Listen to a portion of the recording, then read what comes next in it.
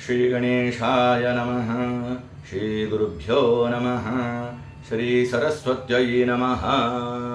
अथ श्री सत्यनारायण व्रतकथा द्वितीयोऽध्यायः।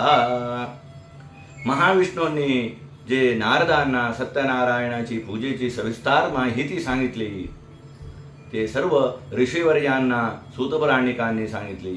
तेव्हा ऋषी लोक पुन्हा प्रश्न विचारतात की हे सूतपुराणिकांनो, ही सत्यनारायणाची पूजा ह्याच्यापेक्षा आधी कोणी केली होती का?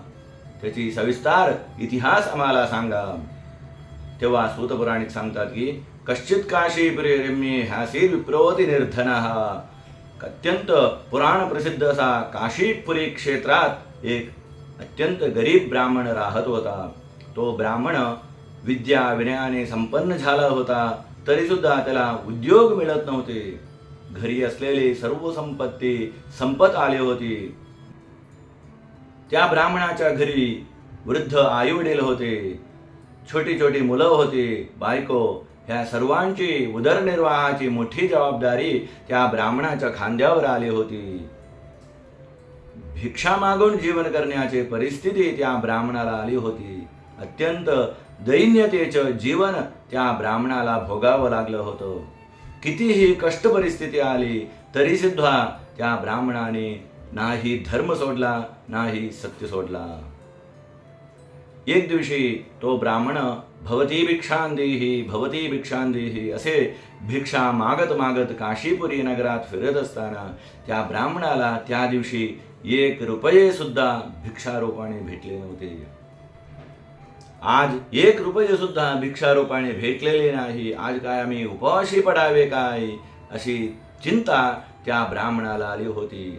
शेवटी चिंता करू लागला तेव्हा भगवंताने वृद्ध ब्राह्मणाचे रूप घेतले आणि त्या ब्राह्मणाच्या समोर आले आणि बोलू लागले की हे ब्राह्मण श्रेष्ठा, तुमच्या जीवनात आलेला कष्ट नष्ट निवारणासाठी तुम्ही सत्यदेवाची पूजा करा, अशी आज्ञा केली। आणि सत्यनारायणाची पूजेची सविस्तार माहिती विधिविधान सर्व सांगितलं आणि वृद्ध ब्राह्मण स्वरूपी भगवान अंतर्धान झाले।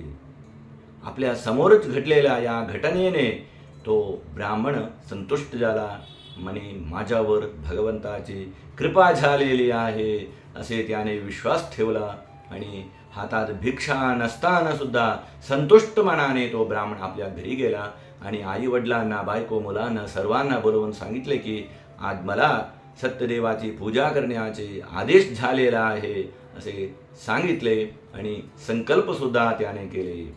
दुसऱ्या दिवशी सकाळी ब्राह्मी मुहूर्तावर तो ब्राह्मण उठला आणि शुचिर्भूत होऊन स्नान, संध्यावंदन, जप तप इत्यादी केले आणि देवासमोर बसून संकल्प केले, हे भगवंता, मी आज भिक्षा मागून जे द्रव्य मिळेल त्याच द्रव्याने सत्यदेवाची पूजा करीन असं संकल्प केलेला आहे। तो संकल्प परिपूर्ण करण्यास मला शक्ती द्या, भक्ती द्या अशी प्रार्थना केली। या प्रार्थनेने भगवान संतुष्ट झाले आणि तो ब्राह्मण भवती भिक्षां देहि असे भिक्षा मागत मागत काशीपुरी नगरी फिरू लागला। सत्यदेवाच्या पूजनेच्या संकल्पाचा प्रभाव काय, या ब्राह्मणाला त्या दिवशी भरपूर द्रव्य भिक्षारूपाने भेटले। मिळालेले ह्या भिक्षेने तो ब्राह्मण संतुष्ट झाला। भगवंताची कृपा माझ्यावर झालेली आहे असे त्याने विश्वास ठेवला आणि मिळालेले सर्व द्रव्य त्याने घेतले आणि आनंदी मनाने तो आपल्या घरी आला आणि आपल्या इष्टमित्रांना बोलविले आणि आपल्या शक्तीनुसार परिशुद्ध भक्तीने सत्यदेवाची पूजा केली आणि त्याने प्रार्थना केली, हे भगवंता, आमच्या जीवनात आलेला जे काही कष्ट नष्ट दीनतेची परिस्थिती आहे त्या परिस्थितीपासून आम्हाला सावरून घ्या अशी प्रार्थना केली। या सत्यदेवाच्या पूजनेने त्या ब्राह्मणाच्या घरी आलेली दरिद्र लक्ष्मीचा निर्गमन होऊ लागलं आणि त्या ब्राह्मणाच्या घरी धनात्मक जे काही वातावरण निर्माण होऊ लागलं। त्या ब्राह्मणाला दुसऱ्याच दिवशी उद्योग आदी मिळू लागले आणि हे सर्व धनात्मक परिवर्तनेने तो ब्राह्मण संतुष्ट झाला आणि प्रत्येक महिन्याला हे व्रत करून या इहलोकी हवं असलेलं समस्त सुख भोगून शेवटी तो ब्राह्मण वैकुंठ लोकी गेला. एक दिवशी हा ब्राह्मण आपल्या वैभवानुसार सत्यदेवाची पूजा करीत होता. त्याच वेळी बाहेरून एक लाकडे विकणारा मोली विक्या त्या वाटेहून जात होता. तहान लागलेली होती म्हणून तो व्यक्ती लाकडाची मोली बाहेर ठेवलं आणि तो ब्राह्मणाच्या घरी आला. पाणी द्या असे विचारू लागला. तेव्हा त्याच्या लक्षात आले की घरातला ब्राह्मण पूजेत मग्न आहे. तो पूजेकडे बसला आणि पूजा समाप्तीपर्यंत तिथे बसला. मनात काहीतरी भक्ती उत्पन्न झाली. पूजा समाप्तीनंतर ब्राह्मणाकडे विचारलं, हे ब्राह्मण श्रेष्ठा, तुम्ही परिशुद्ध भक्तीने कोणते व्रत करीत आहात?